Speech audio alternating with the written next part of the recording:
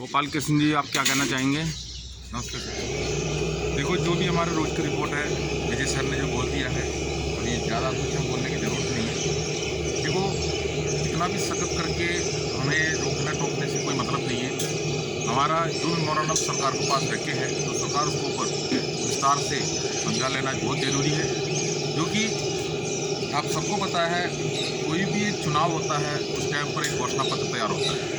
हर राजनीतिक पार्टी अपना अपना घोषणा पत्र तैयार करेंगे और 2019 के जो चुनाव में हमारा भाजपा जो घोषणा पत्र तैयार किया था, लेकिन उन्होंने किसी जगह पर ये नहीं लिखा है जो हम सेना के अंदर हम अग्निवीर जो लेकर आ जाएंगे। उन्होंने ऐसा कोई घोषणा पत्र में नहीं लिखा। उसके बाद उन्होंने अपना कार्यकाल आते ही उन्होंने अग्निवीर लाया। अग्निवीर से भी अच्छी सेवा देता है, अच्छी ट्रेनिंग मिलता है जो हमारा एनसीसी को, जो कॉलेजों में स्कूलों में आप देखा है, वो ABC सर्टिफिकेट बना करता है, उसको हमारा अग्निवीर से भी ज़्यादा ट्रेनिंग है। अग्निवीर तो देश के बॉर्डर पे जाके उसको तैनात कर देता है और उनको शहीद का दर्जा नहीं है और उनको पूर्व सैनिक जो एक्स-सर्विसमैन का दर्जा नहीं है। जो देखो, हमारा नर्सिंग सर्विस जो है, नर्सिंग अफसर जो है, वो एक्स-सर्विसमैन का दर्जा चाहिए करके बोल रहा है। वो माननीय कोर्ट ने उसके लिए हाँ भी कर दी। जो अफसर भी अपने लिए जो उनका जो 7th CPC में मतलब उनका जो फ्री राशन को समाप्त किया था, उन्होंने 2019 का जो चुनाव का टाइम पर उन्होंने उसको भी वापस ले लिया। अभी जो 2024 का चुनाव आ रहा है, अब अफसरों ने NFU का मांग कर, उन्होंने वो भी हासिल करेंगे।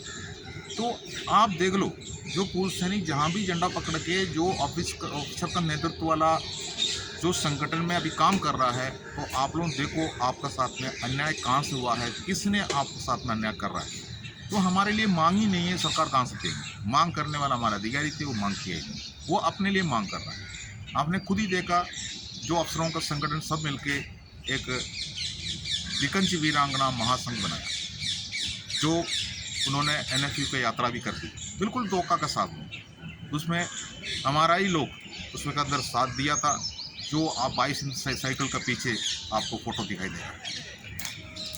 तो इसी वजह से हमारे साथ में भेदभाव किया है, हमें दूसरा जगह पर खड़ा किया है। देश का जो सेना आज भी तैनात है, जो 14 लाख जो सेना में कम से कम 90% सैनिक बॉर्डर में ही तैनात है। केवल 10% पीस स्टेशन में पोस्टिंग होता है, बाकी सब बॉर्डर पे ही है। मतलब जो गोली का सामना कर रहा है जो जवान और JCO, उनको फ्रंट लाइन में रहना पड़ता है। लेकिन MSP जो जोखिम अलाउंस जो दिया जाता है, वो रैंक के हिसाब से बड़े रैंक के लिए ज़्यादा। और नर्सिंग सर्विस जो है, उनको कोई जोखिम ही नहीं है, उनका नाम पर कोई आर्म्स कूद नहीं है, उनका नाम पर कोई वेपन नहीं है, उनके नाम पर कोई बटालियन नहीं है, उनको कोई गोला बारूद के साथ में कोई काम नहीं करना है, ना उसके साथ में ट्रेनिंग है। तो ऐसे में उनके लिए सुविधा दे रहा है और उनका सुविधा देने के लिए वो कोर्ट में जाता है।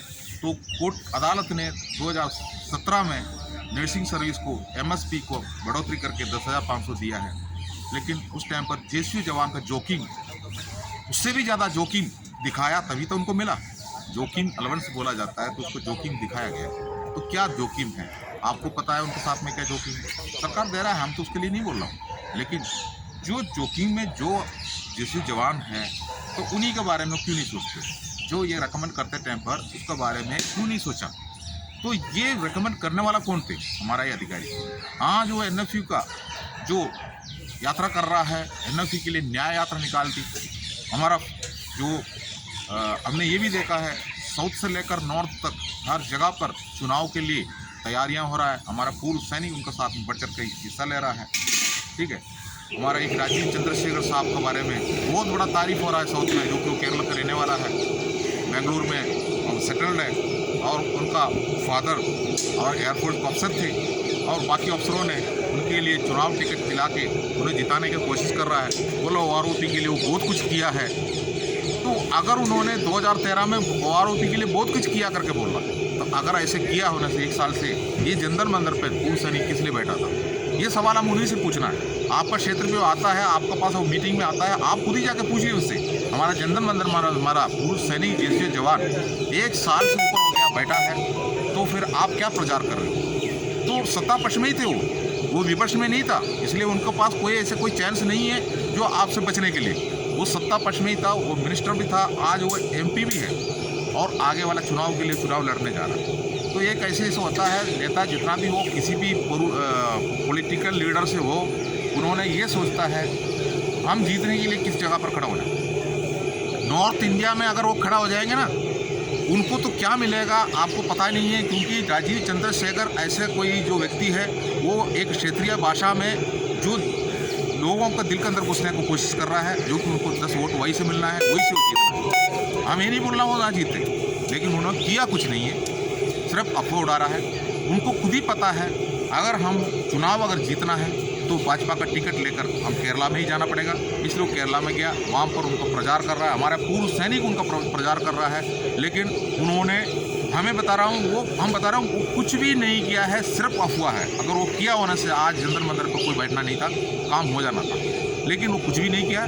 सिर्फ उनके पास यही क्वालिफिकेशन है, वो एक अफसर का बेटा है। और आपको ये भी पता है, जिसको अब हमारे एक बड़ा नेता है, आप सब जानते हो, और 2019 का चुनाव का टाइम पर उनको कहाँ पर टिकट देना पता नहीं था। नॉर्थ में उसको टिकट दे देंगे, वो हार जाएंगे, इसका बारे में उनको पता था, तब उनको इन्होंने केरला में टिकट दे दी। कांग्रेस का नेता वायनाड में टिकट ले लिया, वो जीत गया, आज वो MP का कुर्सी में बैठा हुआ है। अगर उनको वायनाड में अगर नहीं लगाया होने से आज वो विपक्ष में बैठने के लिए भी उनको पास पद नहीं होना था। लेकिन ये सब हमारे साथ में चुनावी जो प्रक्रिया, चुनावी का जो क्या बोलता है, चुनाव के लिए जो एक चतुर काम कर रहा है, वो ये हमको दिखाई दे रहा है। लेकिन पूर्व सैनिकों के बारे में अभी तक सरकार ने कुछ नहीं सोचा।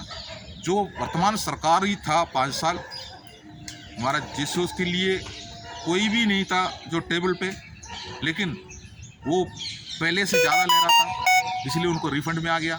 अभी के JCO को जो मिल रहा है, जो ORP 2 में 5% का बढ़ोतरी किया गया है, केवल 5% का, ऑर्डनरी कैप्टन ऑर्डनरी लेफ्टिनेंट को 5% की बढ़ोतरी किया है।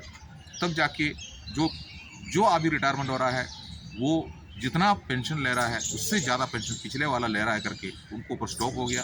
ORP 1 में भी JCO के लिए कुछ नहीं था, टेबल मामूली था। आने वाला ORP 3 जो आएगा JCO के लिए, उसके अंदर बिल्कुल जीरो है, कोई ये नहीं है। लेकिन अफसरों के लिए 33% का बढ़ोतरी हुआ है। ये कैसे हुआ? ORP होशियारी कमेटी के अंदर बोल रहा है JCO जवान के लिए लागू है और किसी रैंक के लिए लागू नहीं। और जो हमारा पेंशन को जो 1973 में जो कटौती कर रहा था, उस टाइम पर JCO जवान का ही 17% कटौती किया है। उस टाइम पर अफसरों को जो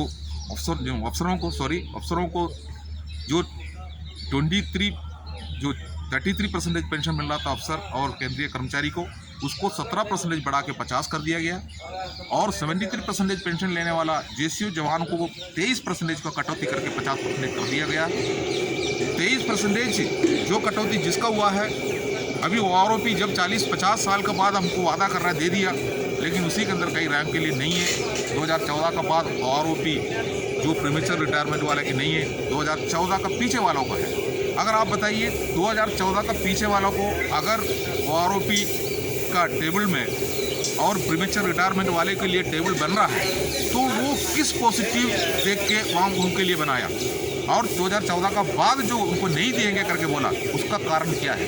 दोनों को भी कुछ ना कुछ कारण होगा ना, तो सरकार से पूछो ना कारण क्या है, क्या कारण बनाया है? जो ग्राउंड में काम तो बराबर कर रहा है। अगर अग्निवीर में अगर भर्ती होना है तो जो भर्ती की प्रक्रिया में कोई भेदभाव नहीं है, वही तरीक़ा से कर रहा है। पर अंदर जाने के बाद फिर उनको 4 साल के बाद जो उसको धक्का मार के बाहर करने का क्या मतलब है? तो उनको भी आगे बढ़ने का मौका देना चाहिए था।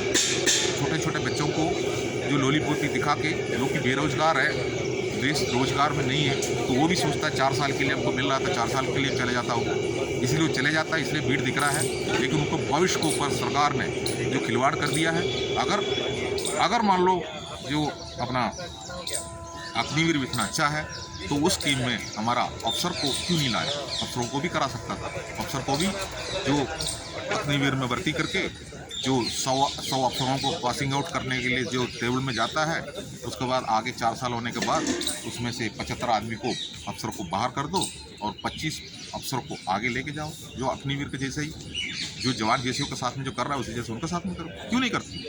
तो ये एक तरीका है जो नर्सिंग सर्विस के बारे में बात करेगा तो नर्स का काम कर रहा है, उसको नर्सिंग ऑफिसर बनाया है। नर्सिंग ऑफिसर उसको इसलिए बनाया गया है, उसको सुपीरियर रैंक दिया गया है, जो कि पहले सेना के अंदर लेडी ऑफिसर जो एएमसी में ज़्यादा जाते थे जो डॉक्टर बन के, बाकी जो लेडीज़ कम, बिल्कुल लेडीज़ था ही नहीं था सेना के अंदर।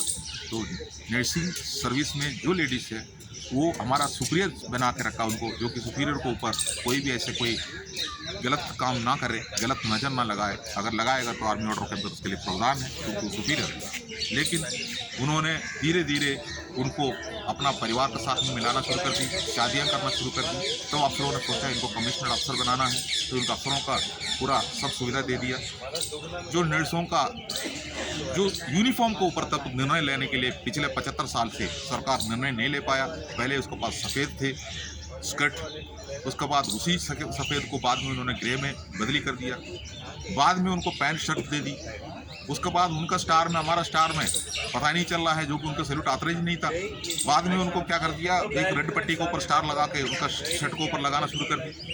उसके बाद वो शॉपिंग में बाहर घूमना शुरू हो गया, जो कि नर्स के ड्रेस में कभी शॉपिंग कर नहीं सकता, तो अफसरों का स्टाइल में आ गया। अब वो बाजार में देखता है, जो कि उनका रंगों में कोई ये नहीं पता चलता है कौन है जो नर्सिंग अफसर है, ये कुछ नहीं पता चलता। धीरे धीरे बाद में उस ड्रेस को फिर बदली करके फिर खाकी ड्रेस में लेकर आए, अभी जो ड्रेस वही है। अब ये सब कुछ, ये इसके पीछे, इस बदलाव के पीछे बहुत कुछ पैसा खर्च किया हुआ है सरकार, लेकिन ये सब रेकमेंड करने वाला हमारा अफसर थे। अफसर इसलिए रेकमेंड कर रहा था, उनके साथ में शादियाँ हो गया, बच्चा हो गया, उस बच्चे को फिर फौज में भेज रहा है, वो बच्चे फौज के अंदर फिर अफसर बन रहा है। उस अफसर महान बनने के बाद वो नर्सिंग नीचे जो नर्स को फिर देखता है तो सोचता है ये हमारा परिवार से है, बाकी जो जवान जितना भी है ये कच्चा घोड़ा है, ये हमारा देश का नहीं है, ये गुलाम है। जो हमारे पास कानून है 2019 में जो ब्रिटिश वाला ने दिया हुआ कानून हमारे पास है, उस कानून के अंदर लिखा हुआ है जो इनको कभी भी जो कच्चर घोड़ा जैसा इनको रखो और उनको कुत्ता जैसा इनका समान ट्रीटमेंट करो, इसी जैसा जैसे जवान को अलग जगह पर खड़ा किया है। आज भी ये जारी है, इसलिए इसी के ऊपर आवाज़ उठाया हुआ है। हम केवल पैसे के लिए आवाज़ नहीं उठाया है, हम भेदभाव के पीछे आवाज़ उठाया हुआ है, हम गुलामी के पीछे आवाज़ उठाया है। हमारा बैनरों में ये सब कुछ हम सरकार को भी लिख के भेजा है, और उसके बाद हम जंतर मंतर बैठा हुआ है। हमने केवल एक छोटी सी मांग किया है, हमें जुडिशियल कमेटी चाहिए, 3 रिटायर्ड जज का जुडिशियल कमेटी चाहिए, और 3 महीने के कार्यकाल के लिए चाहिए, और 3 महीने के अंदर उन्होंने अपना रिपोर्ट दे। जो भी वो रिपोर्ट दे रहा है उस रिपोर्ट मानने के लिए हम तैयार हैं, लेकिन उसको करने के लिए सरकार किसी न किसी तरीके से तैयार नहीं होता है। तो उसी में से आपको पता चलना चाहिए, हमारा सेना का जेसू जवान को गुलाम बना के ही रखे, जो कि गुलाम की लायक है, और मरने तक गुलाम रहेंगे। हम जाने के बाद में हमारे परिवार को भी हम गुलाम रखेंगे। आवाज़ नहीं उठाना, मुंह नहीं खोलना। आप जो झंडा का पीछे अफसरों का जो झंडा का पीछे आप लोग खड़े हो जाना, आपको सब चीज़ें मिल जाएंगी। यही मेरे मैसेज। जय हिंद।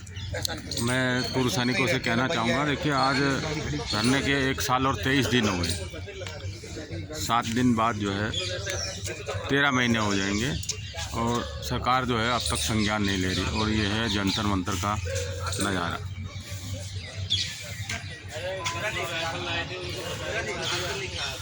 सभी पूर्व सैनिकों को राम राम।